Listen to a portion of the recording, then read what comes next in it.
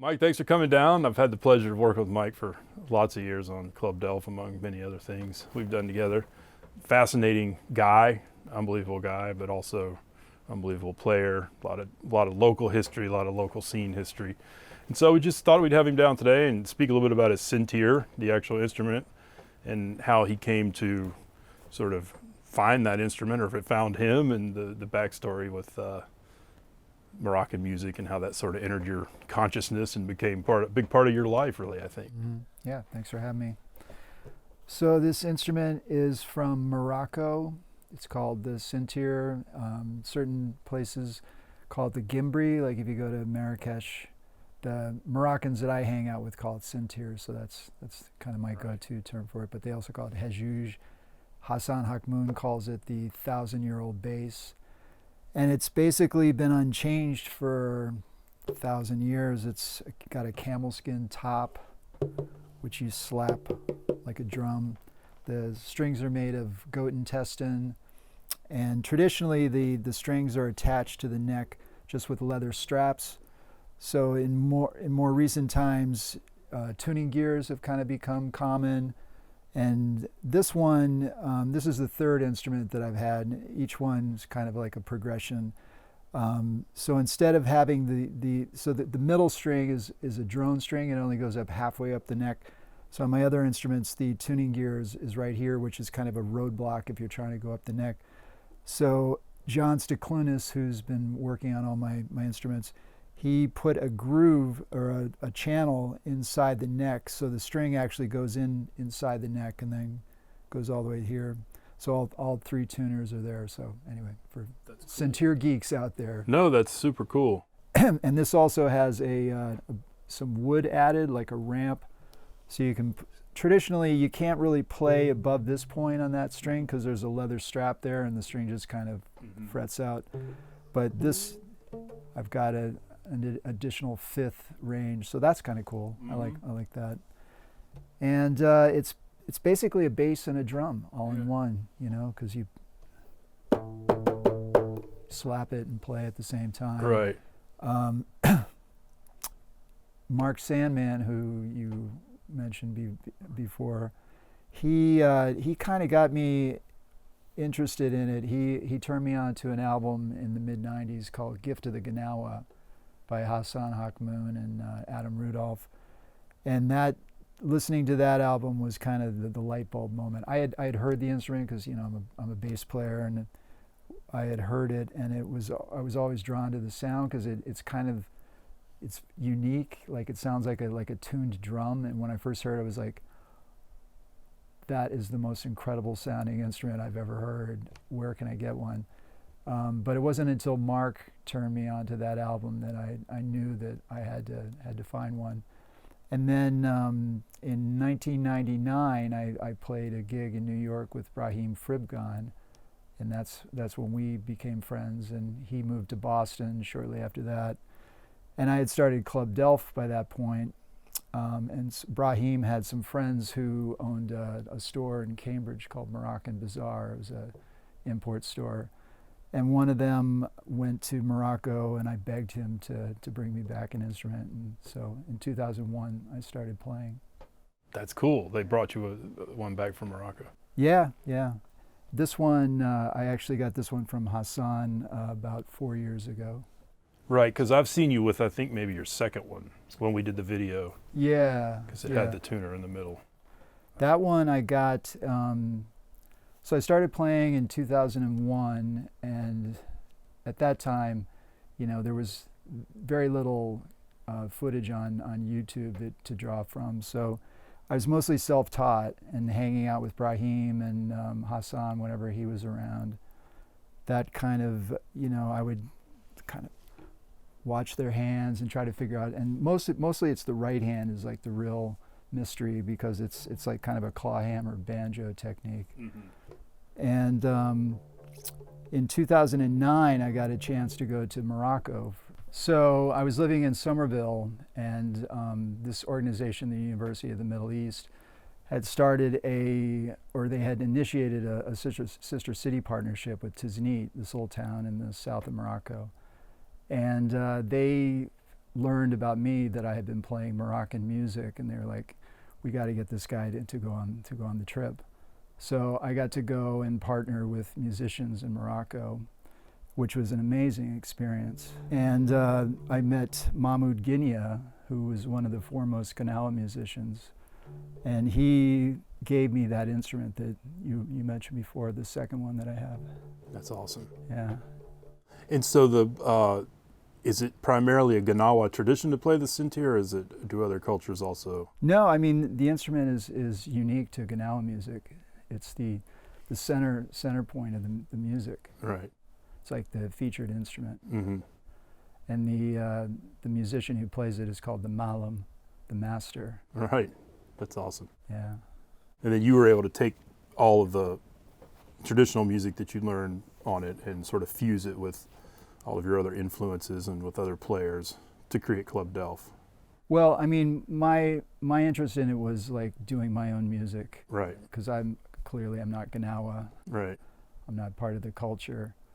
And I didn't really have any interest in just kind of, trying to regurgitate the traditional music. What I felt I could bring was to combine it with the music that I grew up with. Sure. Like I'm a white Midwestern boy who grew up listening to Black Sabbath, right, Led Zeppelin, and Cream. So, what I felt I could bring to it was like combining the traditional elements with what I grew up with. Right. That's killer. That's so interesting. Yeah. And the result is your band Club Delph, which is just fascinating and endlessly entertaining, not only for the role of the Sintir, but all the different people that play in Club Delph and what they bring to. It's such a variety of people and styles and instruments. Yeah, and Sandman was instrumental in me starting the band, because I was playing in his band, Hypnosonics. Right. With Dana Colley and Russ Gershon and Tom Halter and right. Jay Hilt. And Mark got tired of me asking him to book gigs for the Hypnosonics, so he said, you got to start your own band. And so I originally started it drawing upon musicians that I was playing with in all the other bands that I was involved in. And Mark was involved in the early days and inspired, kind of the open-ended quality of it, to create a situation with like a core group of musicians and then have it be open-ended, so whoever was around could come in, John Medeski, whoever. Right. Hassan has played with us. Right. So that was kind of how the band started. Brahim, and we did one with Brahim yeah. Fribgane not that long ago. Yeah, and Brahim he's instrumental in how the band was able to actually play the traditional music, because where the one is in the music, where the beginning of the bar is very elusive. Sure. And to Western ears, we're drawn to a different part of the beat, a different partial. And Brahim was like, no, this is where it is. And he basically taught us how to play the music, and has always been the kind of the spiritual core of the band. Right. And has introduced me and the other musicians to all the different traditional music that we've played, Ganawa, Berber music. Mm-hmm. They're called the Amazigh. They're the indigenous people of Morocco. Right. And that was really huge, because it gave us a direct line to the lineage. And then when I went to Morocco and got to hang out with Mahmoud Guinea, it felt to me like there was this direct connection, this transmission happening that really deepened my ability to play the music and my appreciation for it. Right. And also the really awareness that it's not music as entertainment, it's right. music for spiritual healing purposes, and that's been a very key element for me. Right, that's so interesting. Right. Yeah. And that's kind of what Club Delph shows are, really. It's almost. Well, that's what we strive for. It's a tricky thing, like to overtly say this is healing music. Right. I tend to be a little cynical about Western people taking on a different tradition, you know. So that's something that I'm very conscious of, you know, because obviously I'm not from the tradition. But my Moroccan friends and musicians are kind of my reality checks, you know, and they're Right. like, you know, if I do anything that's out of line, I expect them to, you know, kind of smack me. Fortunately, it hasn't really happened, and I mean, because I approach the music with a deep respect, but also desire to kind of go beyond the tradition and bring something of my own to it, you know, whatever that is. Right. And there was one. I haven't really gotten any negative feedback. There was one guy who. So I do. I was born on Halloween, so you know I've always been had an appreciation for the macabre and the Right. you know the darker elements. And I developed this character called Skeleton Sintir Man, where I sit on a bench with this really scary mask on and play the instrument for kids walking around the Jamaica Pond in their costumes. And I've posted some videos and stuff, and this Moroccan guy saw it, and he took offense to it because he thought that I was making fun of the tradition. So I really appreciated that interaction, because you know it gave me an opportunity to explain what I'm doing, and I went into a conversation with him, and he came out of it appreciating where I was coming from. You know, that it's just that's who I am. I have a deep respect and appreciation for the culture, and in no way am I making fun of it, but I'm also being true to, you know, whatever it is that I bring to the party. Right. That's fascinating. Well, one of the things I've really appreciated immensely was you teaching me about the music, especially as we've recorded and edited and worked on stuff, and countless times that you've sat right here beside me, Yeah. showing me where the one is and teaching me how to count it, whatever the piece is. Well, I mean, you know, Brahim's the man. Right. But, I'm happy to, you know, to share what I've learned from him and Hassan and all the others. Well, it's fascinating. It's really unbelievable. Well, thank you so much for stopping by and sharing some of this with us. Is there anything else you're...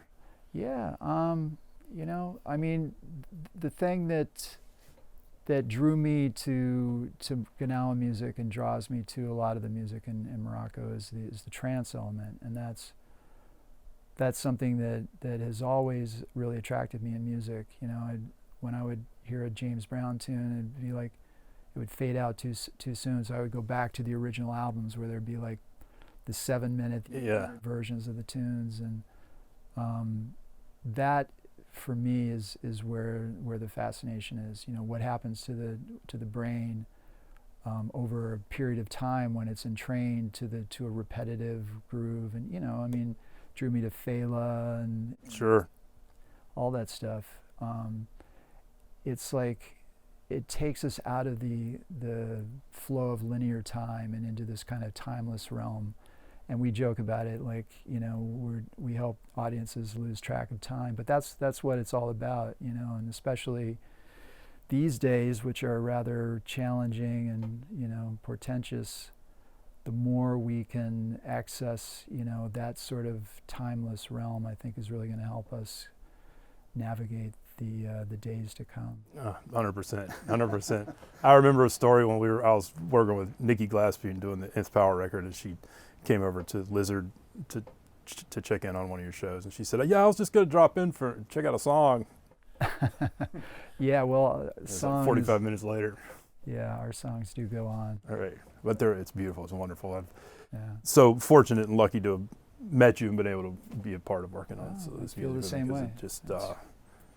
it's so unusual and interesting, and gives me so much knowledge and just musical variety just to be a part of it. So really appreciate you, man. Yeah, Thanks well, for coming you down know, and doing this. the music is one thing, but we need somebody who can capture it, and it's always been a pleasure working at Chillhouse, because I always know I can relax knowing that, you know, you're behind the board and Yeah. getting it all together. Right. Yeah. Going in the same direction. Yeah. I know Club Delph is always active, and you can see them, I think, on almost bi-weekly basis somewhere or another. And I know they're working on a new album as well. But where are some upcoming places that you'll be performing, and then where might somebody find your music if they're interested? You know, all the portals. Yeah. Clubdelf.com is probably the best place to start. We're playing at Soundcheck Studios. We're doing a pre-Equinox doubleheader, March 8th and 9th with Rob Compa from Dopapod and Dana Colley, Lyle Brewer, Amy Bellamy. The ABs are opening one of the shows, Jen Kearney. So that'll be fun. And yeah, we started sessions for a new album. We've been doing some covers, like that's kind of a fun thing to do, but kind of do them in our fashion. Like, you know, we did a cover of Sunshine of Your Love that Hassan sang on a previous album. And kind of what we do is like apply a Moroccan rhythm called the shabby to it. We did a Morphine song, Rope on Fire. And we're actually doing a couple of Grateful Dead songs. Which ones? New Speedway Boogie and Bird Song. Oh, interesting. Because I grew up with the Dead, Sure. and that was always a huge influence for me. Bird Song has got to be interesting with. Yeah, you know, I mean, we don't like to just do like a standard cover. You know, we try to make it our own. So. Because it has a lot of changes, that song. Yeah, it's got more changes than we usually. I mean, you know, most of our songs are kind of one chord. But it has a droney kind of quality to it also. Yeah. And Duke Levine plays the electric sitar on that's that killer. one, I got to see which that. has a beautiful sound, especially in his hands. And yeah, so that's kind of cool. Like on our last album, we covered, you know, Miles and Joe Zawinul and Frank Zappa, and it's, you know, I think it's important to pay tribute to where you come from and where you derive your music from, but also, you know, apply your own style. You got to move it all forward, right? So that's what's up. Right, man. Yeah. Cool. Yeah, Thank you, man. That's awesome.